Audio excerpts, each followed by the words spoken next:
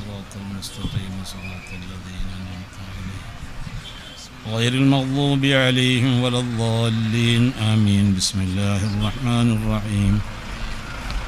قل هو الله أحد الله الصمد لم يلد ولم يولد ولم يكن له كفوا أحد. بسم الله الرحمن الرحيم. قل هو الله أحد الله الصمد لم يلد ولم يولد ولم يكن له كفوا أحد. بسم الله الرحمن الرحيم. قل هو الله أحد الله الصمد لم يلد ولم يولد ولم يكن له كفوا أحد. بسم الله الرحمن الرحيم. قل أعوذ برب الفلق من شر ما خلق ومن شر غاسق إذا وقب ومن شر النفاثات في العقد ومن شر حاسد إذا حسد.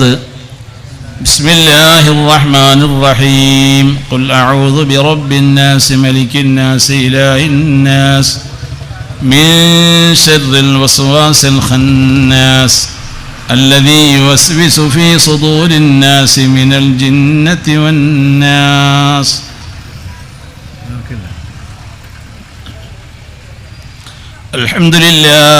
الحمد لله الذي أنعم علينا بالإيمان والإسلام حمدا طيبا كثيرا مباركا فيه على كل حال.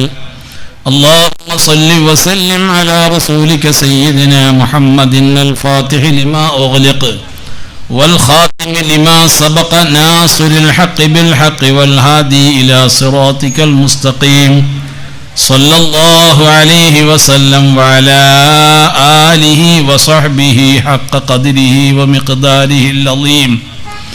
اللهم أوصل وبلغ ثواب ما قرأناه من القرآن العظيم منا إلى حضرة النبي المصطفى. ബഹുമാന്യനായ മുദരിസ് ഹസൻ ഉസ്താദ്, പോക്കർ ഉസ്താദ്, മഹല്ലി ഖതീബ് മുസ്തഫ സഅദി, MC ഉമർ ഉസ്താദ്, ഉസ്മാൻ ഫൈസി, ഇബ്രാഹിം ദാരിമി, അലവി ഉസ്താദ്, മജീദ് ഉസ്താദ്, മറ്റ് പണ്ഡിതന്മാരെ, സമീപ മഹല്ലിൽ നിന്നും എത്തിച്ചേർന്ന നേതാക്കന്മാരെ, സഹോദരി സഹോദരന്മാരെ,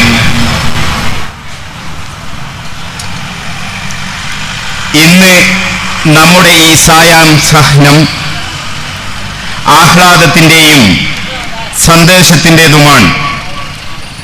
നമ്മുടെ ചിരകാലാഭിലാഷം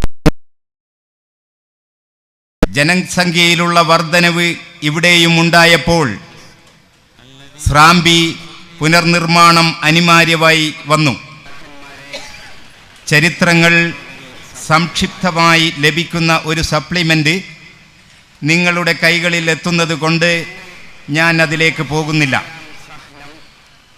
അള്ളാഹുവിൻ്റെ അതിമഹത്തായ അനുഗ്രഹത്താൽ അനന്തവിസ്തൃതമായ വിഹായസിലേക്ക് രാജകീയമായി തല ഉയർത്തി നിൽക്കുന്ന ഈ ഭവനം, ഇതായിരുന്നു ഞങ്ങളുടെ സ്വപ്നം. അത് പൂവണിഞ്ഞ് കാണുമ്പോൾ നിങ്ങൾ ഈ കാണുന്ന പ്രഭ ഈ മഹല്ലത്തിലെ ഓരോരുത്തരുടെ മനസ്സിലുമുണ്ട്. ഈ സന്തോഷത്തിൽ പങ്കാളികളാവാൻ സാധിക്കാതെ പോയ, പൊലിഞ്ഞുപോയ ഒരുപാട് മാതാപിതാക്കൾ, സഹോദര സഹോദരിമാർ, ജ്യേഷ്ഠാനുജന്മാർ അവരിന്ന് 6 അടി മണ്ണിലാണ്. നാഥ, നീ മഗ്ഫിറത്തും മർഹമത്തും നൽകി അനുഗ്രഹിക്കണമേ, ആമീൻ. ഈ സംരംഭത്തിന് വേണ്ടി സഹായിച്ച, സഹകരിച്ചവർ അനവധിയാണ്. തിരുനബി സല്ലല്ലാഹു അലൈഹി വസല്ലമ തങ്ങൾ പറഞ്ഞില്ലേ, മൻ ബനാ ലില്ലാഹി ബൈതൻ ബനല്ലാഹു ലഹു ബൈതൻ ഫിൽ ജന്ന. അള്ളാഹുവിന് വേണ്ടി ആരെങ്കിലും ഒരു പള്ളി നിർമ്മിച്ചാൽ സ്വർഗത്തിൽ അവന് ഞാനൊരു ഭവനം നൽകും. അള്ളാഹുവേ, ഇതിന് വേണ്ടി ആരെല്ലാം ഏതെല്ലാം നിലക്ക് സഹകരിക്കുകയും സഹായിക്കുകയും ചെയ്തിട്ടുണ്ടോ അവർക്കെല്ലാം സ്വർഗത്തിൽ നീ ഒരു വീട് നൽകണേ തമ്പുരാനെ. സ്ഥലവും പണവും കിണറും കല്ലും മണലും സിമൻറ്റും മിമ്പറും കാർപ്പറ്റും ഗ്രിൽസും ടൈൽസും മാർബിളും ബൾബുകളും ഫാനുകളും വെള്ളം കുടിക്കാനുള്ള കൂളറും കിതാബുകളും ജനലും വാതിലുകളും മൈക്ക് സെറ്റും ഇങ്ങനെ ചെറുതും വലുതുമായി സഹായിച്ചവർ, കഠിനാധ്വാനം ചെയ്തവർ, വിദേശയാത്ര ചെയ്തവർ, ഒറ്റക്കെട്ടായി ഈ വിജയത്തിന് വേണ്ടി പ്രയത്നിച്ച മഹല്ല് നിവാസികൾ, കൈമൈമെറന്ന് സഹകരിച്ച പ്രവാസികൾ, പരിസര പ്രദേശത്തുള്ളവർ, സമൂഹത്തിലെ സമ്പന്നർ, ഉലമാക്കൾ, ഉമറാക്കൾ, ഉമ്മമാർ, സഹോദരിമാർ, യുവാക്കൾ, കുട്ടികൾ, ഈ വിജയത്തിൻ്റെ പിന്നിൽ പ്രവർത്തിച്ച എഞ്ചിനീയർ, കോൺട്രാക്ടർ, ജോലിക്കാർ, പ്രത്യേകിച്ച് എൻ്റെ മഹല്ല് ജമാഅത്ത് കമ്മിറ്റി സഹപ്രവർത്തകർ, കരുണ ചാരിറ്റി പ്രവാസി കൂട്ടായ്മ, എല്ലാവരെയും ഇത്തരുണത്തിൽ സ്മരിക്കുന്നതോടൊപ്പം എല്ലാവർക്കും വേണ്ടിയും സാദാത്തുക്കളും നമ്മുടെ പണ്ഡിതന്മാരും പ്രാർത്ഥിക്കണമെന്ന് അപേക്ഷിക്കുന്നു.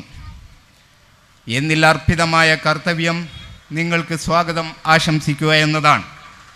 ഈ മഹത്തായ സദസ്സിന് അധ്യക്ഷം വഹിക്കുന്നത് മഹല്ല് ജമാഅത്തിൻ്റെ ആദരണീയനായ അമരക്കാരൻ എ ബാബ മാസ്റ്റർ അവറുകളാണ്. അദ്ദേഹത്തെ ഈ വേദിയിലേക്ക് സ്വാഗതം ചെയ്യുന്നു. ഈ യോഗം ഉദ്ഘാടനം ചെയ്യുന്നത് നമുക്ക് അസർ നിസ്കാരത്തിന് നേതൃത്വം നൽകാം എന്നേറ്റ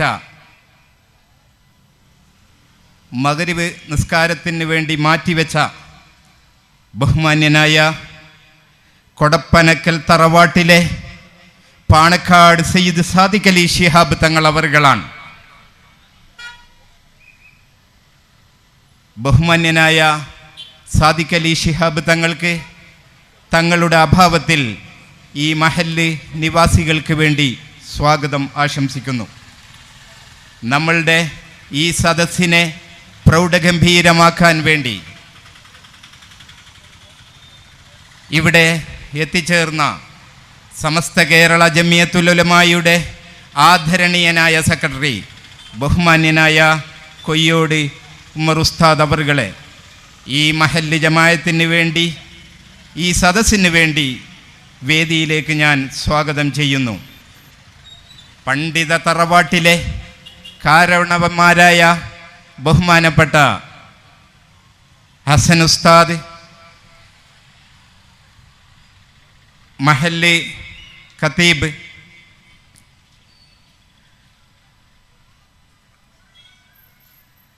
അലവി ഉസ്താദ്, നമ്മളുടെ ഈ വേദിയിലേക്ക് എത്തിച്ചേരാമെന്നേറ്റ ബഹുമാന്യനായ ഹംസ ഉസ്താദ്, മൂസക്കോയ ഉസ്താദ്,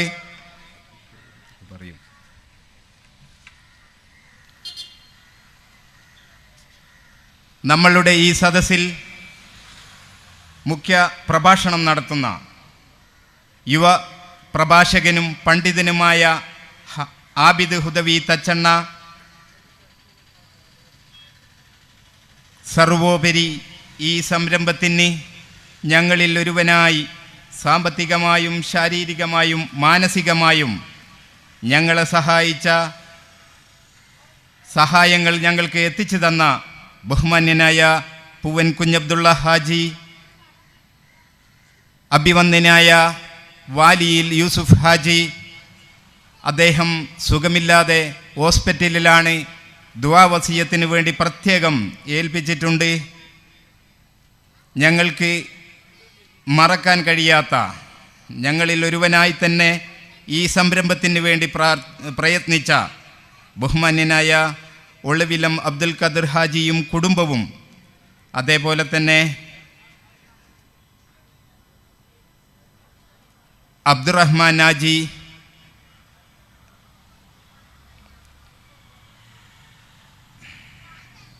അടുത്ത മഹല്ലുകാരനും ഈ സംരംഭത്തിന് ഞങ്ങളെ പോലെ തന്നെ ഞങ്ങളോട് സഹകരിച്ച ബഹുമാന്യനായ കല്ലാച്ചി കുഞ്ഞബ്ദുള്ള ഹാജിയും കുടുംബവും,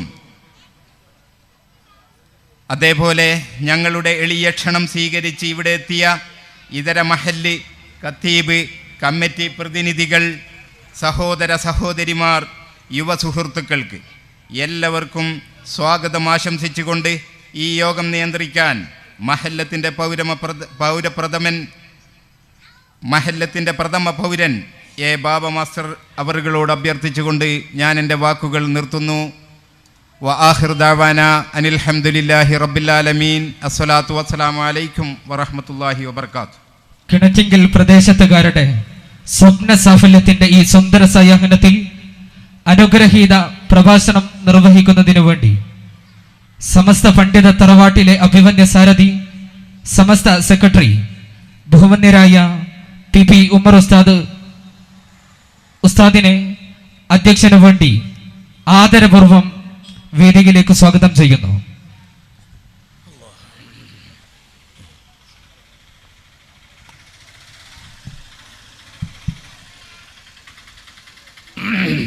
السلام عليكم ورحمة الله وبركاته. الحمد لله نحمده ونستعينه ونؤمن به ونتوكل عليه ونعوذ بالله من شرور أنفسنا ومن سيئات أعمالنا. من يهد الله فلا مضل له ومن يضلله فلا هادي له. وأشهد أن لا إله إلا الله وحده لا شريك له. وأشهد أن سيدنا محمدا صلى الله عليه وسلم عبده ورسوله أرسله بالهدى ودين الحق ليظهره على الدين كله ولو كره المشركون. أعوذ بالله من الشيطان الرجيم. إنما يعمر مساجد الله من آمن بالله واليوم الآخر وأقام الصلاة وآتى الزكاة ولم يخش إلا الله فعسى أولئك أن يكونوا من المهتدين. صدق الله العلي العظيم وصدق وبلغ رسوله النبي الكريم ونحن على ذلك من الشاهدين الشاكرين والحمد لله رب العالمين. ഏറെ അനുഗ്രഹീതമായ ഈ പുണ്യ സദസ്സിൻ്റെ അധ്യക്ഷൻ, അഭിവന്ദനായ ഈ മഹല്ല് ജമാഅത്ത് കമ്മിറ്റിയുടെ പ്രസിഡന്റ് കൂടിയായ സഹോദരൻ, എന്താ മുപ്പരുടെ പേരെന്ത്, ബാബ മാസ്റ്റർ അവറുകളെ, ഈ വേദിയിലെ അഭിവന്യരായ ഹസൻ ഉസ്താദ് തുടങ്ങിയ പ്രമുഖ പണ്ഡിത ശിരോമണികളെ, പ്രിയപ്പെട്ട സഹോദരി സഹോദരങ്ങളെ, അല്ലാഹു സുബ്ഹാനഹു വ തആല ഈ അനുഗ്രഹീത സദസ്സിൽ ഒരുമിച്ച് കൂടിയ നമ്മുടെ എല്ലാവരുടെയും എല്ലാ നല്ല ഉദ്ദേശങ്ങളും അല്ലാഹു പൂർത്തീകരിച്ച് തരുമാറാവട്ടെ. അല്ലാഹു സുബ്ഹാനഹു വ തആല ഈ മഹനീയ സംരംഭത്തിന് വേണ്ടി സഹായിച്ച എല്ലാവർക്കും അല്ലാഹു തക്ക പ്രതിഫലം നൽകി അനുഗ്രഹിക്കുമാറാവട്ടെ. ഒരു പള്ളി ഒരു സത്യവിശ്വാസിയെ സംബന്ധിച്ചിടത്തോളം ആ പള്ളിയെ നിർമ്മിക്കുക, ആ പള്ളികളെ ഇബാദത്ത് കൊണ്ട് ധന്യമാക്കുക, ആ പള്ളികളെ സ്നേഹിക്കുക, ആ പള്ളിയുമായി നമ്മുടെ ഹൃദയബന്ധം സ്ഥാപിച്ചു കൊണ്ടിരിക്കുക, ഇതെല്ലാം പരിശുദ്ധ ഇസ്ലാം ദീനിൽ വളരെ പ്രാധാന്യമർഹിക്കുന്ന സൽക്കർമ്മങ്ങളാണെന്ന് നമുക്കെല്ലാവർക്കും അറിയാം. ഞാൻ ഒരു ഉദാഹരണം, ഒരു സംഭവം ഇവിടെ ഉദ്ധരിക്കാൻ ഉദ്ദേശിക്കുകയാണ്. വിശുദ്ധ ഇസ്ലാം ദീൻ അല്ലാഹു സുബ്ഹാനഹു വ തആല മനുഷ്യ സമൂഹത്തിൻ്റെ ഇഹപര നന്മയ്ക്ക് വേണ്ടി സംവിധാനിച്ച ഒരു മഹത്തായ മതമാണ് എന്ന് നമുക്കെല്ലാവരും അറിഞ്ഞിട്ടുണ്ടാവും. പരിശുദ്ധ ഇസ്ലാം ദീനിൻ്റെ അവസാനത്തെ പ്രവാചകനായി അഷ്റഫുൽ ഖൽഖ് മുഹമ്മദുർ റസൂലുള്ളാഹി സല്ലല്ലാഹു അലൈഹി വസല്ലമയെ നിയോഗിക്കുകയും ആ പ്രവാചക തിരുമേനി സല്ലല്ലാഹു അലൈഹി വസല്ലമ തങ്ങൾ വിശുദ്ധ ഇസ്ലാം ദീനിൻ്റെ പ്രബോധനം മക്കയിൽ വെച്ച് ആരംഭിക്കുകയും ചെയ്തു. മക്കയിൽ വെച്ച് പരിശുദ്ധ ഇസ്ലാം ദീനിൻ്റെ പ്രബോധനം ആരംഭിച്ചപ്പോൾ ഒട്ടേറെ മർദ്ദനങ്ങളും പ്രയാസങ്ങളും വിഷമങ്ങളും നേരിടേണ്ടി വന്നിട്ടുണ്ട് എന്ന് നാമൊക്കെ അറിഞ്ഞ കാര്യമാണ്. അള്ളാഹുവിന് വേണ്ടി ഇബാദത്ത് ചെയ്യാൻ പോലും സമ്മതിക്കാതെ, അള്ളാഹുവിന് വേണ്ടി സുജൂദ് ചെയ്യാൻ പോലും സമ്മതിക്കാതെ നബി സല്ലല്ലാഹു അലൈഹി വസല്ലമയെ അലോസരപ്പെടുത്തിയ കൂട്ടരായിരുന്നു അന്ന് മക്കയിലുണ്ടായിരുന്ന മഹാഭൂരിപക്ഷം ജനങ്ങളും.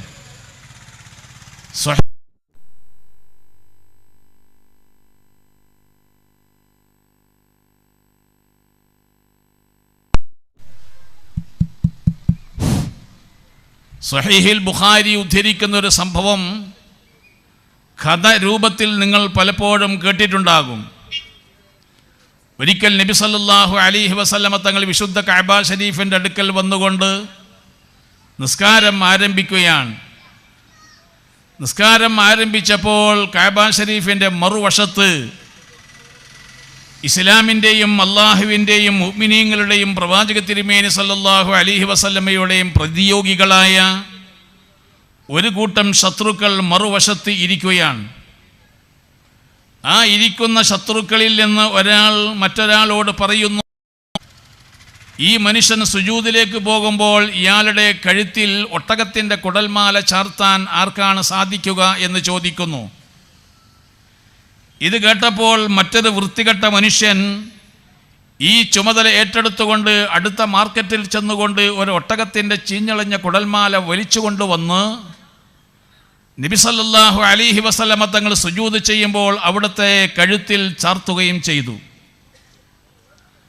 ഈ സംഭവം നിങ്ങൾ പലപ്പോഴും കേട്ടിട്ടുണ്ട്. അതൊരു കെട്ടുകഥയല്ല. മഹാനായ ഇമാം ബുഖാരി റഹ്മഹുല്ലാഹ് തൻ്റെ സ്വഹീഹിൽ ഈ സംഭവം ഉദ്ധരിക്കുന്നുണ്ട്. അങ്ങനെ അത്രമാത്രം പീഡിപ്പിക്കുകയും അത്രമാത്രം വിഷമിപ്പിക്കുകയും ചെയ്തിരുന്ന ഒരു കാലഘട്ടമായിരുന്നു ആ കാലഘട്ടം.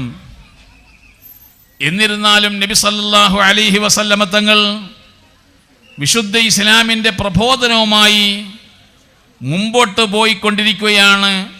ഒരു ഇഞ്ച് പോലും പിറകോട്ട് പോകാതെ അള്ളാഹുവിൻ്റെ ദീൻ പ്രബോധനം ചെയ്തുകൊണ്ടിരിക്കുകയാണ്.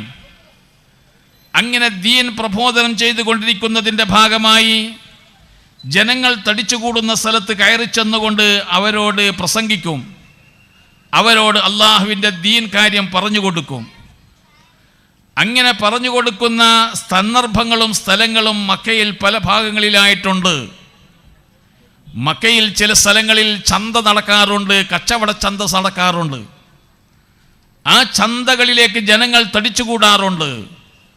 ജനങ്ങൾ തടിച്ചുകൂടുമ്പോൾ അവിടത്തേക്ക് കയറി ചെന്നുകൊണ്ട് അവിടെ കൂടിയ ജനങ്ങളോട് അള്ളാഹുവിൻ്റെ ദീൻ പ്രബോധനം ചെയ്യാറുണ്ടായിരുന്നു നബി സല്ലല്ലാഹു അലൈഹി വസല്ലമ. ബജാറിൽ കൂടി നടന്നുകൊണ്ട്, അങ്ങാടിയിൽ കൂടി നടന്നുകൊണ്ട് വെറുതെ അങ്ങോട്ടും ഇങ്ങോട്ടും നടക്കുകയല്ല പറഞ്ഞത്. മാലിഹാദർ റസൂൽ യഅകുലു തആം വയംശി ഫിൽ അസ്വാഖ് എന്ന് വിശുദ്ധ ഖുർആനിൽ നബി സല്ലല്ലാഹു അലൈഹി വസല്ലമയെ വിമർശിച്ചുകൊണ്ട് മക്കയിലുള്ള മുശ്രിക്കീങ്ങൾ പറഞ്ഞ ഒരു വാക്കെടുത്ത് ഉദ്ധരിക്കുന്ന കൂട്ടത്തിൽ അവിടെ പറഞ്ഞിട്ടുണ്ട് വയംശി ഫിൽ അസ്വാഖ്, ഈ പ്രവാചകൻ ബജാറിൽ കൂടി നടക്കുന്നു എന്ന്. ഈ പ്രവാചകൻ ബജാറിൽ കൂടി നടക്കുന്നു എന്ന് പറഞ്ഞാൽ വെറുതെ അങ്ങോട്ടും ഇങ്ങോട്ടും നടക്കുന്നു എന്നല്ല പറഞ്ഞതിൻ്റെ ഉദ്ദേശം. ബജാറിൽ ഇറങ്ങിക്കൊണ്ട് ജനങ്ങൾക്ക് അള്ളാഹുവിൻ്റെ വിശുദ്ധമായ ഇസ്ലാമിനെ പരിചയപ്പെടുത്തിക്കൊണ്ട് പ്രസംഗിക്കുന്നതിൻ്റെ ഭാഗമായിട്ടാണ് ഇങ്ങനെ നടക്കാറുണ്ടായിരുന്നത്. അങ്ങനെ ചില ചന്തകളിൽ ചെന്നുകൊണ്ട് പ്രസംഗിക്കുമ്പോൾ ആ ചന്തകളിൽ ആർക്കെങ്കിലും ഈ പ്രസംഗം ആകൃഷ്ടമാകുമ്പോൾ അവർ അള്ളാഹുവിൻ്റെ ദീനിലേക്ക് കടന്നു വരട്ടെ എന്ന് കരുതിക്കൊണ്ട് അങ്ങനെ ജനങ്ങളോട് പ്രസംഗിച്ചു കൊണ്ടിരിക്കുന്ന പതിവ് നബി സല്ലല്ലാഹു അലൈഹി വസല്ലമ തങ്ങൾക്കുണ്ടായിരുന്നു. അങ്ങനെ ഒരിക്കൽ അവിടുത്തെ ഒരു ചന്തയിൽ വെച്ച് പ്രസംഗിച്ചു കൊണ്ടിരിക്കുമ്പോൾ വിദേശത്തുനിന്ന് വന്ന, അഥവാ മദീനയിൽ നിന്ന് വന്ന ഒരു ചെറുപ്പക്കാരൻ ഈ പ്രസംഗത്തിൽ ആകൃഷ്ടനാവുകയും ആ പ്രസംഗം അദ്ദേഹത്തെ സ്വാധീനിക്കുകയും ആ പ്രസംഗത്തിൻ്റെ വിഷയം അദ്ദേഹം ഉൾക്കൊള്ളുകയും ചെയ്തുകൊണ്ട് അദ്ദേഹം വിശുദ്ധ ഇസ്ലാമിലേക്ക് കടന്നു വന്നു. വിശുദ്ധ ഇസ്ലാമിനെ പഠിച്ചു. വിശുദ്ധ ഇസ്ലാമിനെ പഠിച്ചതിന് ശേഷം അദ്ദേഹം ദിവസങ്ങൾക്ക് ശേഷം മദീനയിലേക്ക് തിരിച്ചു പോയി. മദീനയിലേക്ക് തിരിച്ചു പോയിക്കൊണ്ട് അവിടെയുള്ള തൻ്റെ കൂട്ടുകാരോട് മക്കയിൽ വെച്ച് നടന്ന സംഭവങ്ങൾ വിവരിച്ചു കൊടുക്കുകയും മക്കയിൽ നിന്ന് നബി സല്ലല്ലാഹു അലൈഹി വസല്ലമ തങ്ങൾ പ്രസംഗിച്ച വിഷയം അവരുടെ മുമ്പിൽ അവതരിപ്പിക്കുകയും ചെയ്തപ്പോൾ അവർക്കതിൽ വളരെ ആകർഷണീയത ഉണ്ടായി.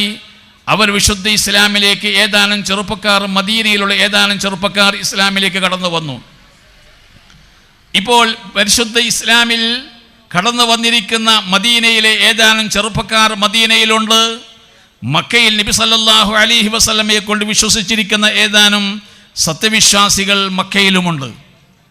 അങ്ങനെ ആയിരിക്കെയാണ് അല്ലാഹു സുബ്ഹാനഹു വ തആലയുടെ ഒരു കൽപ്പന വരുന്നത്. വെള്ളിയാഴ്ച ദിവസമായാൽ ജുമുഅ നിസ്കരിക്കണം എന്നുള്ള കൽപ്പന വരുന്നത്. ഈ കൽപ്പന കിട്ടിയപ്പോൾ മക്കയിൽ വെച്ച് ജുമുഅ നടത്താൻ സാധിച്ചില്ല.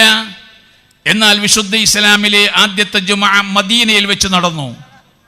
മദീനയിൽ ജുമുഅ നടന്നു എന്ന് മാത്രമല്ല, മദീനയിൽ വിശ്വസിച്ചിരിക്കുന്ന ചെറുപ്പക്കാർ ചിന്തിക്കുകയാണ്, അള്ളാഹുവിൻ്റെ ദീൻ പ്രബോധനം ചെയ്യാൻ മക്ക തീരെ അപര്യാപ്തമാണ്, അവിടെ അത് അനുവദനീയമാക്കപ്പെടുകയും ചെയ്യുന്നില്ല. അതുകൊണ്ട് വിശുദ്ധ ഇസ്ലാമിൻ്റെ പ്രബോധനം സജീവമാക്കുന്നതിന് വേണ്ടി മക്കയിലുള്ള മുഹമ്മദ് മുസ്തഫ സല്ലല്ലാഹു അലൈഹി വസല്ലമ അടക്കമുള്ള മക്കയിലുള്ള മുസ്ലിമീങ്ങളെ നമുക്ക് മദീനയിലേക്ക് ക്ഷണിച്ചു കൊണ്ടുവന്നുകൊണ്ട് മദീനയിൽ വെച്ച് ഇസ്ലാമിൻ്റെ പ്രബോധനം സജീവമാക്കാം എന്നവർ ചിന്തിക്കുകയും അതനുസരിച്ച് ചർച്ചകൾ നടക്കുകയും, ചുരുക്കി പറയട്ടെ, നബി സല്ലല്ലാഹു അലൈഹി വസല്ലമ തങ്ങൾക്ക് അള്ളാഹുവിൻ്റെ കൽപ്പന കിട്ടുകയും അങ്ങനെ മക്കയിൽ നിന്ന് മദീനയിലേക്ക് സ്വഹാബത്ത് ഹിജറ പോകാൻ തുടങ്ങുകയും ചെയ്യുന്നു.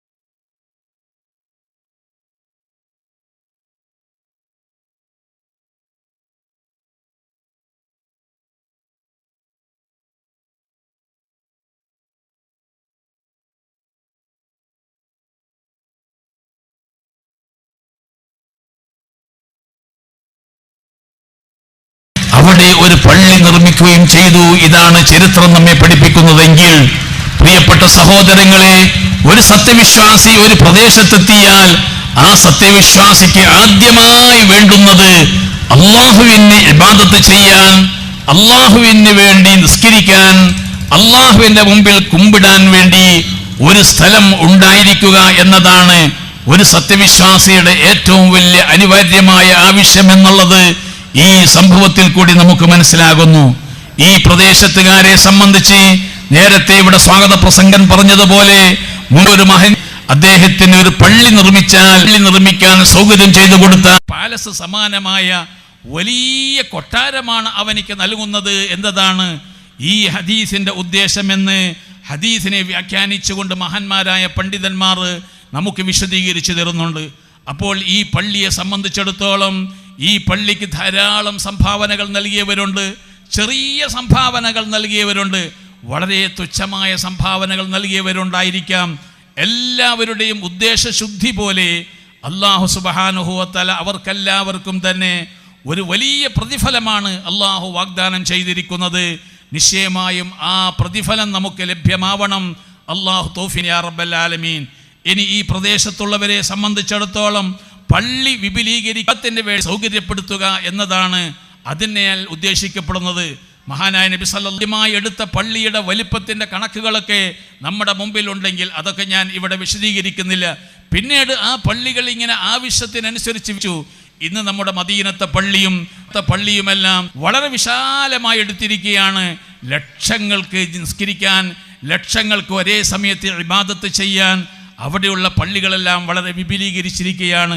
അങ്ങനെ ആവശ്യത്തിന് വേണ്ടി ജനസാന്ദ്രത കൂടുന്നതിനനുസരിച്ച് നമ്മുടെ പള്ളികൾ വിപുലീകരിക്കുന്നത് വിശുദ്ധ ഇസ്ലാം അനുവദിക്കപ്പെട്ടിരിക്കുന്ന കാര്യമാണ്, വിശുദ്ധ ഇസ്ലാം പ്രോത്സാഹിപ്പിക്കുന്ന കാര്യവുമാണ്.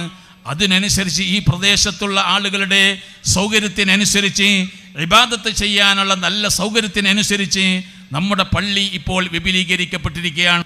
ഇനി നാം ഈ പള്ളിയുടെ വിപുലീകരണമോ ഇതിൻ്റെ ബിൽഡിങ്ങോ അല്ലെങ്കിൽ ആ ബിൽഡിങ്ങിൻ്റെ സൗന്ദര്യമോ അല്ല നമുക്ക് പ്രതിഫലം നൽകുന്ന ഏറ്റവും വലിയ ഭാഗം. നമ്മെ സംബന്ധിച്ചിടത്തോളം നമ്മുടെ പള്ളിയോട് നമുക്ക് ചെയ്യേണ്ടുന്ന ഒരുപാട് ബാധ്യതകളും കടമകളുമുണ്ട്. ഈ പള്ളിയുടെ പരിസര പ്രദേശത്തുള്ളവർ പള്ളിയിൽ തന്നെ വന്നുകൊണ്ട് ജമാഅത്തായി നിസ്കരിക്കുക, പള്ളിയിലേക്ക് കടന്നു വരുന്ന അവസരത്തിൽ ഒരുപാട് മര്യാദകൾ പാലിക്കുക, പള്ളിയിലോട്ട് കടന്നു വരുന്നവർ ശുദ്ധിയോടുകൂടി വലതുകാൽ മുന്തിച്ചു വെച്ചുകൊണ്ട് പള്ളിയിലേക്ക് കടക്കുക, ബിസ്മി ചൊല്ലിക്കൊണ്ട് നബി സല്ലല്ലാഹു അലൈഹി വസല്ലമയുടെ മേൽ സ്വലാത്ത് ചൊല്ലിക്കൊണ്ട് അതോടൊപ്പം തന്നെ അല്ലാഹുമ്മ ഫ്തഹ് ലി അബ്വാബ റഹ്മതിക തുടങ്ങിയ നല്ല പ്രാർത്ഥനകളൊക്കെ പ്രാർത്ഥിച്ചുകൊണ്ട് അല്ലാഹുവേ നിൻ്റെ റഹ്മത്തിൻ്റെ കവാടം ഞങ്ങൾക്ക് നീ തുറന്നു തരണമേ എന്ന് പറഞ്ഞുകൊണ്ട് വലത് കാൽ മുന്തിച്ചുകൊണ്ട് പള്ളിയിലോട്ട് കടന്നതിന് ശേഷം 2 റക്അത്ത് തഹിയ്യത്ത് നിസ്കരിക്കുക. ഇത് പള്ളിയോട് ചെയ്യേണ്ടുന്ന ഏറ്റവും വലിയ മാന്യതയാണ്, ഏറ്റവും വലിയ മര്യാദയാണെന്നാണ് നമുക്ക് നബി സല്ലല്ലാഹു അലൈഹി വസല്ലമ തങ്ങൾ പഠിപ്പിച്ചു തന്നിരിക്കുന്നത്. തഹിയ്യത്ത് നിസ്കാരത്തിന് വളരെ പ്രാധാന്യമാണ് കൽപ്പിക്കുന്നത് എന്നത് നമുക്ക് മനസ്സിലാക്കാൻ കഴിയുന്ന ഒരു കാര്യം ഞാൻ നിങ്ങളുടെ മുമ്പിൽ അവതരിപ്പിക്കാം. ഒരു വെള്ളിയാഴ്ച ദിവസം നല്ലതുപോലെ ശ്രദ്ധിക്കുക. ഒരു വെള്ളിയാഴ്ച ദിവസം ഒരാൾ പള്ളിയിലേക്ക് കടന്നു വരുന്നത് ഇമാമ് മിമ്പറിൽ വെച്ച് ഖുതുബ ഓതിക്കൊണ്ടിരിക്കുന്ന അവസരത്തിലാണെങ്കിൽ, ഇമാമ് ഖുതുബ ഓതിക്കൊണ്ടിരിക്കുന്ന അവസരത്തിലാണ് ഒരാൾ പള്ളിയിലോട്ട് കടന്നു വരുന്നതെങ്കിൽ അയാളെ സംബന്ധിച്ചിടത്തോളം ജുമുഅന്റെ മുമ്പുള്ള സുന്നത്ത് നിസ്കാരം നിസ്കരിക്കാൻ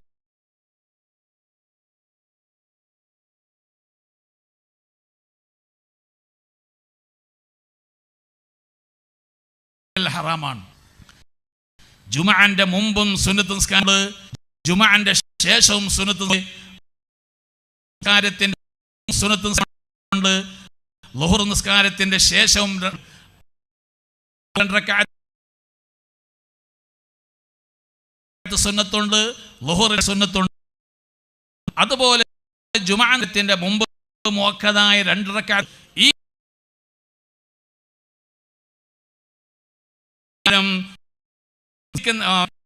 പള്ളിയോട്ട് കടന്നു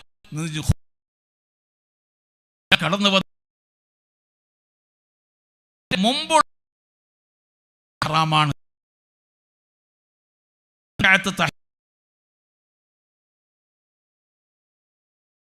തന്നെയാണെന്നാണ്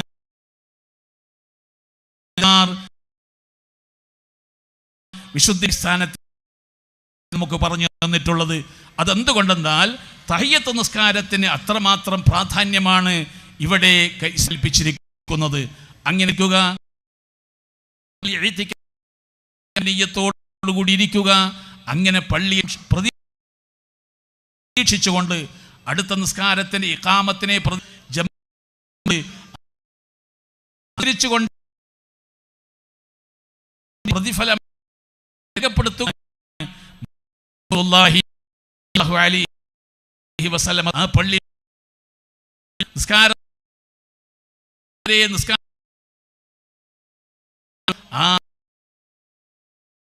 നിസ്കാരത്തിൽ തന്നെയാണെന്നാണ് മഹാൻ പറയുന്നത്.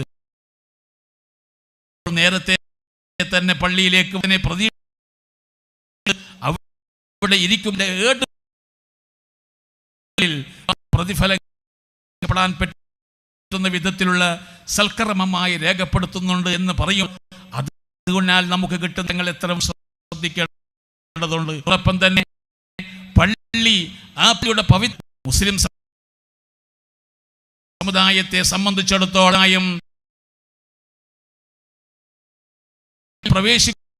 ഒരുപാട് നിബന്ധനകൾ വെച്ചിട്ടുണ്ട്. പള്ളിയില്ലാത്തവർ കൂട്ടത്തിൽ തീരും. അഥവാ ഒരു അശുദ്ധി ഉണ്ടാവും, വലിയ അശുദ്ധിയായാൽ അയാളെ സംബന്ധിച്ച് പള്ളിയിൽ പ്രവേശിക്കാനില്ല. കുളിച്ചിട്ട് മാത്രമേ ഇങ്ങനെ പവിത്രമായ സ്ഥലം ആ കളിക്കുന്ന വാക്കുകളോ പാടില്ല. പ്രത്യേകിച്ചു കൊണ്ടിരിക്കുകയാണിത്. വെച്ച്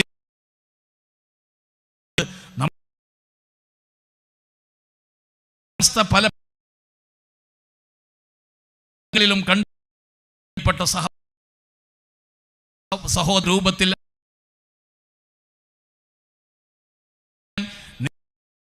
പ്രത്യേകം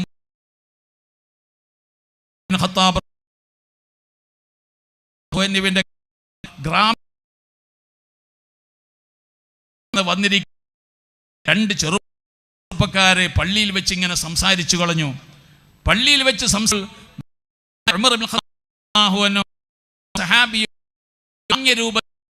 കൊണ്ടുവരാൻ കൂട്ടരെയും ഖലീഫയുടെ മുമ്പിൽ അവർ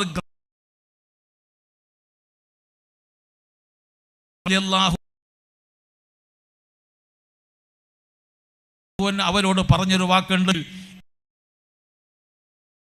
മദീനത്തിന്റെ പട്ടണം ജീവിക്കുകയും ഇവിടെ വെച്ച് ഇസ്ലാമിന്റെ കാര്യങ്ങൾ പഠിക്കുകയും ചെയ്തിരുന്ന ആളായിരുന്നുവെങ്കിൽ നിങ്ങളെ ഞാൻ അടിച്ച് വേദനിപ്പിക്കുമായിരുന്നു. നിങ്ങൾ അള്ളാഹുവിന്റെ റസൂലിന്റെ ശബ്ദം ഉയർത്തുകൾ സംസാരിക്കുകയും വളരെ സ്വഹീഹ് ഹദീസിൽ അതുകൊണ്ട് വെച്ച് അശ്യമായ സംസാരങ്ങൾ നഷ്ടപ്പെടുത്ത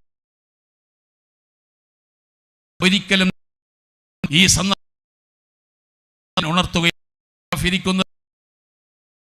വിശുദ്ധ കടന്നു വരികയാണ്. സത്യങ്ങളാണ് അതിനേക്കാൾ അവസ്ഥ കഴിഞ്ഞതിന് പുണ്യങ്ങൾ വാഗ്ദാനം കൊണ്ട് വിശുദ്ധ ഖുർആൻ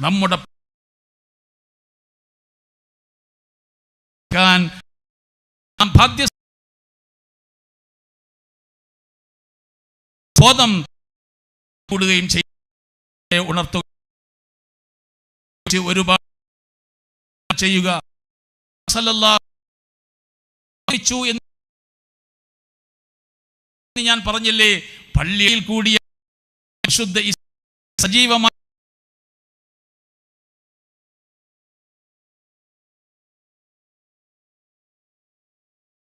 നിർമ്മിച്ചു വന്നു. ആ വീടുള്ള ഒരു മഹല്ല് സംവിധാനം വന്നു. ഒരു മഹല്ല് സംവിധാനത്തിൽ കൂടിയാണ് നമ്മുടെ ദീനുൽ ഇസ്ലാമിനെ ഉയർത്താനും വളർത്താനും നബി സല്ലല്ലാഹു അലൈഹി വസല്ലമ തങ്ങൾ പദ്ധതി ആവിഷ്കരിച്ചിട്ടുള്ളത്. അതുകൊണ്ട് തന്നെ ഒരു പള്ളി വെറും നിസ്കാരത്തിന് വേണ്ടി മാത്രമുള്ളതല്ല. ഈ പള്ളിയുടെ ഇമാറത്ത് പല വിധത്തിലാണ് ഇമാറത്ത്. ആ ഇമാറത്തിൻ്റെ പ്രധാനപ്പെട്ട ഒരു ഭാഗം പള്ളിയിൽ ഇൽമ പഠിപ്പിക്കുന്ന സ്ഥലമുണ്ടായിരിക്കുക, ഇൽമ പഠിക്കുന്നതിന് ആവശ്യമായ സൗകര്യങ്ങൾ ചെയ്തു കൊടുക്കുക. അതിനാണ് നമ്മുടെ പള്ളികൾ ദർസ് സ്ഥാപിക്കുക. അതുപോലെ തന്നെ മറ്റ് ഇസ്ലാമിക സാംസ്കാരികമായ പല കാര്യങ്ങളും പഠിക്കുന്നതിന് ആവശ്യമായ ക്ലാസുകൾ നമുക്ക് സംഘടിപ്പിക്കാം. നമ്മുടെ നിസ്കാര ശേഷം അവിടെ കൂടിയിരുന്നവർക്ക് പ്രത്യേകമായ തഅലീം നടത്തുകയും അവർക്ക് ആവശ്യമായ ഇൽമ പഠിപ്പിച്ചു കൊടുക്കുകയും ചെയ്യുന്ന ഒരു സംവിധാനം ഈ രാജ്യത്ത് നമ്മുടെ പള്ളികളിൽ ഉണ്ടാക്കി തീർക്കുക. അങ്ങനെ മുസ്ലിം സമുദായത്തിന് ആവശ്യമായ അറിവുകൾ പകർന്നു കൊടുക്കുന്ന ഒരു കേന്ദ്രമായി നമ്മുടെ പള്ളികൾ മാറിത്തീരുക. പൊതുവെ നമ്മുടെ ഇടയിലുള്ള എല്ലാവിധ പ്രശ്നങ്ങൾക്കും പരിഹാരത്തിനും നമ്മുടെ പള്ളികൾ വിനിയോഗിക്കത്തക്ക വിധത്തിൽ അതിനെ സജ്ജമാക്കുവാൻ നമ്മുടെ മഹല്ല് കമ്മിറ്റികൾ, നമ്മുടെ മഹല്ലിലെ ഉത്തരവാദപ്പെട്ടവർ ബോധവാന്മാരാവുക എന്നതുകൂടി ഞാൻ ഇവിടെ പ്രത്യേകം ഓർമ്മിപ്പിക്കുകയാണ്. അതുപോലെ തന്നെ നമ്മുടെ പള്ളികളിൽ അള്ളാഹുവിൻ്റെ ദീനുൽ ഇസ്ലാമിൻ്റെ യഥാർത്ഥമായ രൂപമാണ് ഇന്നേ വരെ നടന്നുകൊണ്ടിരിക്കുന്നത്. അഷ്റഫുൽ ഖൽഖ് മുഹമ്മദുർ റസൂലുള്ളാഹി സ്വല്ലല്ലാഹു അലൈഹി വസല്ലമയിൽ നിന്ന് വിശുദ്ധ ഇസ്ലാം പഠിച്ചിരിക്കുന്ന ബഹുമാനപ്പെട്ട സഹാബത്താണ് വിശുദ്ധ ഇസ്ലാമിൻ്റെ പ്രബോധകരായി നമ്മുടെ കേരളത്തിലേക്ക് വന്നിരിക്കുന്നത്. കേരളത്തിൽ അവർ വന്നുകൊണ്ട് അവർ ചെയ്തിരിക്കുന്നത് പള്ളി നിർമ്മിക്കുകയായിരുന്നു അവർ ചെയ്തിരുന്നത്. പള്ളി നിർമ്മിച്ചു. ആ പള്ളിയുടെ ചുറ്റുഭാഗത്തും ഒരു മഹല്ല് സംവിധാനമുണ്ടായി. ആ പള്ളിയിൽ ഖാദിമാരെ നിശ്ചയിച്ചു. ഇന്നും നമുക്കറിയാം കേരളത്തിലെ പ്രഥമ ഖാദിമാരുടെ 12ഓളം ഖാദിമാരുടെ പേരുകൾ പോലും നമ്മുടേതായ ചരിത്ര ഗ്രന്ഥങ്ങൾ നമുക്ക് കാണാൻ കഴിയുന്നുണ്ട്. അങ്ങനെയുള്ള ഖാദിമാരെ നിശ്ചയിച്ചു. അങ്ങനെ ആ ഖാദിയുടെ നേതൃത്വത്തിൽ വിശുദ്ധ ഇസ്ലാമിൻ്റെ പ്രബോധന സംവിധാനങ്ങൾ ഉണ്ടാക്കി. അങ്ങനെ നമ്മുടെ പള്ളികൾ ഒരു സാംസ്കാരിക കേന്ദ്രമായി മാറി. ഈ വിധത്തിലായിരുന്നു മഹാന്മാരായ ബഹുമാനപ്പെട്ട സഹാബത്ത് നമ്മുടെ പള്ളികളെ ഉപയോഗപ്പെടുത്തിയിരിക്കുന്നത്. അങ്ങനെ ആ പള്ളികളിലുള്ള നിസ്കാരം അവർ ക്രമീകരിച്ചു. ഏതുപോലെ മദീനത്തെ പള്ളിയിൽ മഹാനായ റസൂലുള്ളാഹി സ്വല്ലല്ലാഹു അലൈഹി വസല്ലമ തങ്ങൾ എങ്ങനെയാണോ നിസ്കരിച്ചത്, ആ നിസ്കാരത്തിൻ്റെ യഥാർത്ഥ ഒറിജിനാലിറ്റി ഒട്ടും നഷ്ടപ്പെടുത്താതെ ആ ഒറിജിനൽ നിസ്കാരമൊക്കെ അവർ നിർവഹിച്ചു. അവരിവിടെ വെച്ച് നിസ്കരിക്കുന്ന രൂപം അവർ നമുക്ക് കാണിച്ചു തന്നു. ളുഹുർ 4 റക്അത്ത് നിസ്കരിച്ചു, അസർ 4 റക്അത്ത് നിസ്കരിച്ചു, മഗ്രിബ് 3 റക്അത്ത് നിസ്കരിച്ചു, ഇശാ 4 റക്അത്ത് നിസ്കരിച്ചു, സുബ്ഹി 2 റക്അത്ത് നിസ്കരിച്ചു. അങ്ങനെ നിസ്കാരത്തിൻ്റെ എണ്ണങ്ങൾ പോലും അവർ കൃത്യമായി നമുക്ക് പഠിപ്പിച്ചു തന്നു. എന്നു മാത്രമല്ല, നിസ്കാര ശേഷമുള്ള അദ്കാറുകൾ, നിസ്കാര ശേഷമുള്ള ദിക്റുകൾ അവർ കാണിച്ചു തന്നിരിക്കുന്നു. ആ കാണിച്ചു തന്ന നിസ്കാരത്തിൻ്റെ രൂപം നമ്മുടെ പൂർവികർ നിർവഹിച്ചു. അവർ ജുമാ നിസ്കാരം നമുക്ക് കാണിച്ചു തന്നു. ജുമാ നിസ്കാരത്തിൽ ആരൊക്കെയാണ് പങ്കെടുക്കേണ്ടത് എന്നതും അവർ കാണിച്ചു തന്നു. അങ്ങനെ ജുമാ നിസ്കാരം 2 റക്അത്ത് നിസ്കാരം, ജുമാൻ്റെ മുമ്പ് 2 ഖുത്ബ അറബിയിൽ തന്നെ നിർവഹിച്ചു കാണിച്ചു തന്നു. അറബിയിൽ തന്നെ നിർവഹിച്ചു. അങ്ങനെ നമ്മുടെ പൂർവികന്മാർ ഇസ്ലാമിൻ്റെ ഒറിജിനൽ രൂപം അവരിൽ നിന്ന് പഠിക്കുകയും ചെയ്തു. അങ്ങനെ പഠിച്ചുകൊണ്ടുള്ള യഥാർത്ഥ ഇസ്ലാമിക രൂപമാണ് നമുക്ക് കിട്ടിയിരിക്കുന്നത്. അവർ റമദാൻ മാസമായാൽ 20 റക്അത്ത് തറാവീഹ് നിസ്കരിച്ച് കാണിച്ചു തന്നു. അവർ 20 റക്അത്ത് തറാവീഹ് നിസ്കരിച്ചത് മദീനത്തെ പള്ളിയിൽ വെച്ചായിരുന്നു നിസ്കരിച്ചിരുന്നത്. നബി സല്ലല്ലാഹു അലൈഹി വസല്ലമയുടെ കാലത്തും ശേഷമുള്ള ഖുലഫാഉൽ അർബഅത്തിൻ്റെ കാലത്തിലുമൊക്കെ വിശുദ്ധമാക്കപ്പെട്ട റമദാനിൽ 20 റക്അത്ത് നിസ്കാരം തറാവീഹ് നിസ്കരിക്കുന്നു, 3 റക്അത്ത് വിത്ർ നിസ്കരിക്കുന്നു. ഇങ്ങനെ നിസ്കരിച്ച് ശീലിച്ച് പഠിച്ചിരിക്കുന്ന ഒറിജിനൽ രൂപത്തോടുകൂടി കേരളത്തിലേക്ക് വന്നിരിക്കുന്ന ബഹുമാനപ്പെട്ട സഹാബത്ത് അത് അങ്ങനെ തന്നെ നമ്മുടെ കേരളത്തിൽ നടപ്പിലാക്കി. അത് അങ്ങനെ തന്നെ നിലനിർത്തുക എന്നതാണ് നമ്മുടെയും കടമയും ബാധ്യതയും. അതുപോലെ തന്നെ പള്ളികളിൽ വെച്ച് നടത്തപ്പെട്ടിരുന്ന ഹദ്ദാദ് റാത്തീബ് നമ്മുടെ സലഫു സ്വാലിഹീങ്ങൾ നടത്തിയിരുന്നു. അതുപോലത്തെ നിബിദിന മൗലിദ് പാരായണം നടത്തിയിരുന്നു. അതുപോലെ തന്നെ മഹാന്മാരായ ഔലിയാക്കന്മാരുടെ ആ ആണ്ട് നേർച്ചകൾ വരുന്ന അവസരത്തിൽ അതിനനുസരിച്ച് നമ്മുടെ പൂർവികരൊക്കെ നടത്തിയിരുന്നു. ആ പൂർവികർ നടത്തിയിരിക്കുന്ന യഥാർത്ഥ രൂപവും യഥാർത്ഥ സന്ദേശവും ഈ രാജ്യത്ത് നിലനിർത്താൻ വേണ്ടി നമ്മുടെ പള്ളികൾ പ്രത്യേകം ശ്രദ്ധിക്കപ്പെടേണ്ടതുണ്ട്. അഥവാ പള്ളികളെ ഭരിക്കുന്നവർ പ്രത്യേകം ശ്രദ്ധിക്കപ്പെടേണ്ടുന്നത്, ആ പള്ളികൾ ശ്രദ്ധിക്കപ്പെടേണ്ടുന്നത് അവരുടെ പള്ളികൾ ഭരിക്കുന്നവരുടെ പ്രധാനപ്പെട്ട ചുമതലയാണ് എന്നുകൂടി ഞാൻ ഇവിടെ പ്രത്യേകം എടുത്തു പറയുകയാണ്. വിശുദ്ധ ഖുർആനിലെ സൂറത്ത് തൗബയിൽ അല്ലാഹു സുബ്ഹാനഹു വ തആല പള്ളികളെ പരിപാലിക്കുന്നവർക്കുണ്ടായിരിക്കേണ്ടുന്ന യോഗ്യതകൾ എന്തൊക്കെയാണെന്ന് വ്യക്തമാക്കി പറയുന്നുണ്ട്. ഇന്നമാ യഅ്മുറു മസാജിദല്ലാഹി മൻ ആമന ബില്ലാഹി വൽ യൗമിൽ ആഖിർ എന്ന് തുടങ്ങിയ വിശുദ്ധമാക്കപ്പെട്ട അള്ളാഹുവിൻ്റെ ഖുർആനിൻ്റെ സൂറത്ത് തൗബയുടെ വചനങ്ങൾ ഇവിടെ പഠിപ്പിക്കുന്നത് പള്ളി പരിപാലിക്കുന്നവർ എങ്ങനെയുള്ളവരായിരിക്കണം, അവരുടെ ബയോഡാറ്റ എന്താണ്, അവരുടെ യോഗ്യത എന്താണ് എന്ന് നമുക്ക് പറഞ്ഞു തരുന്നുണ്ട്. എന്തുകൊണ്ടെന്നാൽ പള്ളി പരിപാലനം എന്ന് പറയുന്നത് വലിയ ഉത്തരവാദിത്വമുള്ള ജോലിയാണ്. ആ ഉത്തരവാദിത്ത ജോലി ചെയ്യുന്നവർ അതിൻ്റെ അർഹരായിരിക്കണം. അവർക്ക് ഒന്നാമത് അള്ളാഹുവിൽ വിശ്വാസം വേണം, അതുപോലെ തന്നെ പരലോകത്തിലുള്ള വിശ്വാസം വേണം. അള്ളാഹുവിലുള്ള വിശ്വാസം പറഞ്ഞ ഉടനെ പരലോകത്തിലുള്ള വിശ്വാസം പറഞ്ഞതിൻ്റെ പ്രത്യേകത എന്ന് പറയുന്നത് ഒരു പള്ളി പരിപാലിക്കുന്നതിനെ സംബന്ധിച്ചിടത്തോളം അവൻ്റെ ഉള്ളിലുണ്ടായിരിക്കേണ്ടുന്ന ഏറ്റവും വലിയ വിശ്വാസത്തിൻ്റെ കാഠിന്യം എന്ന് പറയുന്നത് ഞാൻ ഇവിടെ എന്ത് കളിച്ചാലും നാളെ പരലോകത്ത് എനിക്കൊരു ചോദ്യം വരുന്നുണ്ടല്ലോ, ആ ചോദ്യം വരുന്ന അവസരത്തിൽ ഞാൻ എന്ത് മറുപടി പറയേണ്ടി വരും എന്നുള്ള ബോധം ഒരു മനുഷ്യനെ പിടികൂടുന്ന അവസരത്തിൽ അവൻ്റെ സൽക്കർമ്മങ്ങൾ, അവൻ്റെ പ്രവർത്തനങ്ങളൊക്കെ അള്ളാഹുവിൻ്റെ അടുക്കൽ സ്വീകാര്യമാകത്തക്ക വിധത്തിൽ അത് ഏറ്റവും നല്ലതായിത്തീരും. ആ രൂപത്തിലുള്ള പരലോക വിശ്വാസവും അള്ളാഹുവിലുള്ള വിശ്വാസവും നിസ്കാരങ്ങൾ കൃത്യമായി നിർവഹിക്കുകയും സകാത്ത് കൊടുക്കുകയും അള്ളാഹുവിനെ മാത്രം ഭയപ്പെടുകയും ചെയ്യുന്ന ഒരു നല്ല ഉത്തരവാദിത്തമുള്ളവനായിരിക്കണം പള്ളിയെ പരിപാലിക്കേണ്ടുന്നത് എന്ന് പറയുന്നതിൻ്റെ സാരം. പള്ളി എന്ന ഈ പവിത്രമായ ഭവനത്തെ കൈകാര്യം ചെയ്യുന്നവർ ഏറ്റവും നല്ല സൂക്ഷ്മാലുകളായിരിക്കണം, ഏറ്റവും നല്ല ഉത്തരവാദിത്തമുള്ളവരായിരിക്കണം, ഉത്തരവാദിത്ത നിർവഹണം കൃത്യമായി നിർവഹിക്കുന്നവരായിരിക്കണം, നിസ്കാരത്തെ നിലനിർത്തുന്നവരായിരിക്കണം. എന്ന് പറഞ്ഞാൽ ഒരു നിസ്കാരത്തെ കൃത്യമായ സമയത്ത്, ളുഹറിൻ്റെ സമയത്ത്, അസറിൻ്റെ സമയത്ത്, മഗ്രിബിൻ്റെ സമയത്ത്, ഇഷാഇൻ്റെ സമയത്ത്, സുബ്ഹിൻ്റെ സമയത്ത് തന്നെ ആ കൃത്യതയോടുകൂടി സമയനിഷ്ഠതയോടുകൂടി പ്രവർത്തിക്കുന്നവനാണെങ്കിൽ അവനെ സംബന്ധിച്ചിടത്തോളം അവൻ ഏറ്റെടുത്തിരിക്കുന്ന പള്ളി നിർമ്മാണമായിരുന്നാലും മഹല്ല് ഭരണമായിരുന്നാലും അതിനൊക്കെ അവനിക്കൊരു കൃത്യത ഉണ്ടായിത്തീരും. ഒരു കൃത്യത, നിസ്കാരത്തിൽ കൃത്യത ശീലിച്ചവന് ഇത്തരം കാര്യങ്ങളിൽ കൃത്യതയുണ്ടാകും.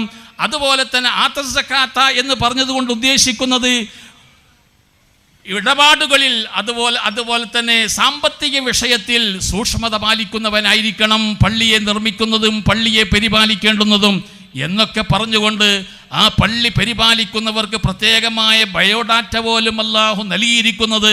പള്ളി പരിപാലനം എന്ന് പറയുന്നത് ഒരു തമാശക്കളിയല്ല, ഒരു കുട്ടിക്കളിയല്ല, അത് വളരെ അധികം ഗൗരവത്തിൽ ചെയ്യേണ്ടുന്ന വിഷയങ്ങളാണ് എന്ന് പഠിപ്പിക്കാൻ വേണ്ടിയാണ്. ഇങ്ങനെ ചുരുക്കി പറഞ്ഞാൽ പള്ളി പരിപാലനം എന്നത് വിശുദ്ധ ഇസ്ലാമിൽ വളരെയധികം പ്രാധാന്യം അർഹിക്കുന്ന ഒരു അമലാണ്. അതുകൊണ്ടാണ് നാളെ പരലോകത്ത് അല്ലാഹു സുബ്ഹാനഹു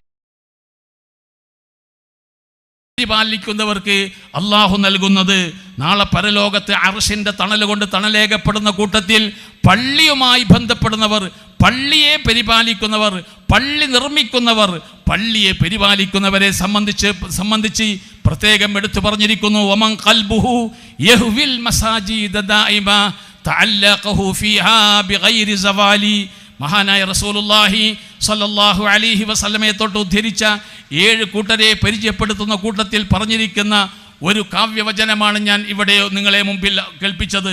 പ്രിയപ്പെട്ടവരെ, പള്ളിയുമായി ഏത് നിമിഷവും ഹൃദയം ബന്ധപ്പെടുത്തുകയും ആ പള്ളിയുടെ പരിപാലനത്തെക്കുറിച്ചും, പള്ളിയിൽ ബാങ്ക് വിളിച്ചിട്ടുണ്ടോ, പള്ളിയിൽ ജമാഅത്ത് നടന്നിട്ടുണ്ടോ, പള്ളിയുടെ ഏതെങ്കിലും ട്യൂബ് കത്തുന്നില്ലേ, അല്ലെങ്കിൽ പള്ളിയുടെ ഹൗദിൽ വെള്ളമില്ലാതായി പോയോ എന്നിത്യാദി കാര്യങ്ങളെ സംബന്ധിച്ച് ചിന്തിക്കുകയും ആലോചിക്കുകയും അതിന് പരിഹാരം കണ്ടെത്താൻ പരിശ്രമിക്കുകയും ചെയ്തുകൊണ്ട് അതോടൊപ്പം തന്നെ ഏത് സമയത്തും ഒഴിവ് കിട്ടുന്ന സമയങ്ങളിലെല്ലാം പള്ളിയിൽ വന്നിരുന്ന് ഇഅ്തികാഫിരുന്ന് ഖുർആൻ ഓതി, തസ്ബീഹ് ചൊല്ലി, സ്വലാത്ത് ചൊല്ലി, ദിക്ർ ചൊല്ലി, നല്ല കലിമത്തുകൾ പറഞ്ഞുകൊണ്ട് ആ പള്ളിയിൽ സമയം ചെലവഴിക്കുകയും ചെയ്യുന്ന പള്ളിയുമായി ബന്ധപ്പെടുന്നവർക്കാണ് നാളെ പരലോകത്ത് അല്ലാഹു അർശിൻ്റെ തണൽ കൊടുക്കപ്പെടുന്ന കൂട്ടത്തിൽ ഒരു കൂട്ടം ആളുകൾ എന്ന് നബി സല്ലല്ലാഹു അലൈഹി വസല്ലമ തങ്ങൾ നമ്മെ പരിചയപ്പെടുത്തുകയാണ്.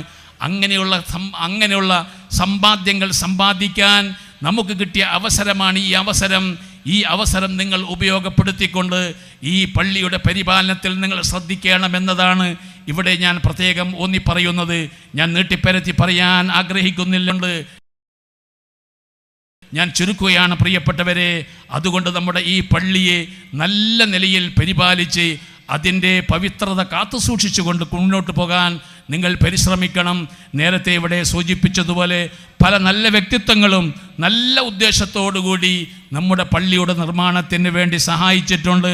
ആ കൂട്ടത്തിൽ എനിക്ക് ഏറെ പരിചയമുള്ള നമ്മുടെ ബാലിൽ യൂസുഫ് ഹാജി എന്ന് പറയുന്ന വ്യക്തി, അദ്ദേഹം ഇവിടെ സ്ഥലത്തുണ്ടെങ്കിൽ അദ്ദേഹത്തിൻ്റെ പേരെടുത്ത് പറയാൻ അദ്ദേഹം ഇഷ്ടപ്പെടുമായിരുന്നില്ല.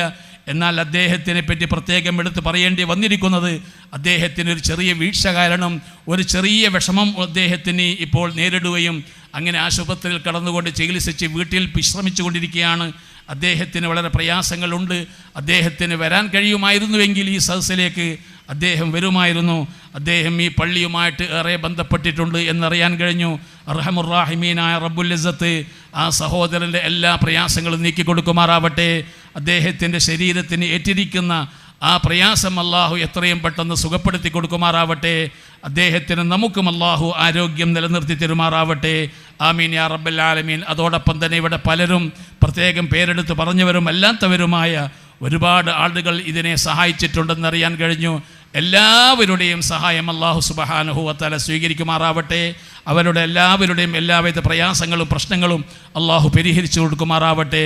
അവരെയും നമ്മയും അള്ളാഹു അവൻ്റെ സ്വാലിഹീങ്ങളായ സജ്ജനങ്ങളുടെ കൂട്ടത്തിൽ ഉൾപ്പെടുത്തി അനുഗ്രഹിക്കുമാറാവട്ടെ എന്ന് ദുആ ചെയ്തുകൊണ്ട് പരിശുദ്ധ റമളാൻ അടുത്ത് വരുന്ന ഈ സന്ദർഭത്തിൽ എല്ലാവരും പള്ളിയുടെ പരിപാലനവുമായി ബന്ധപ്പെട്ടുകൊണ്ട് കർമ്മസജ്ജരാവേണമെന്നുകൂടി പ്രത്യേകം ഓർമ്മപ്പെടുത്തിക്കൊണ്ട് അള്ളാഹു റബ്ബുൽ ആലമീൻ അതിനെല്ലാം നമുക്ക് തൗഫീഖ് നൽകുമാറാവട്ടെ. ദീർഘായുസ്സും ആഫിയത്തും നൽകി അനുഗ്രഹിക്കുമാറാവട്ടെ എന്ന് ദുആ ചെയ്തുകൊണ്ട് നിങ്ങളോടൊക്കെ ദുആ കൊണ്ട് വസിയത്ത് ചെയ്തുകൊണ്ട് ഞാൻ എൻ്റെ വാക്കുകൾ ഉപസംഹരിക്കുന്നു. വആഖിറു ദഅവാനാ അനിൽ ഹംദുലില്ലാഹി റബ്ബിൽ ആലമീൻ. അസ്സലാമു അലൈക്കും വറഹ്മത്തുള്ളാഹി വബറകാതുഹു. അർത്ഥസമ്പുഷ്ടമായ വാക്കുകൾ കൊണ്ട് വേദിയെ ധന്യമാക്കിയ അഭിമന്യരായ തിഥി ഉമർ ഉസ്താദിന് പ്രദേശത്തുകാരുടെ 1000 കൃതജ്ഞത രേഖപ്പെടുത്തുന്നു. അടുത്തതായി വേദിയിൽ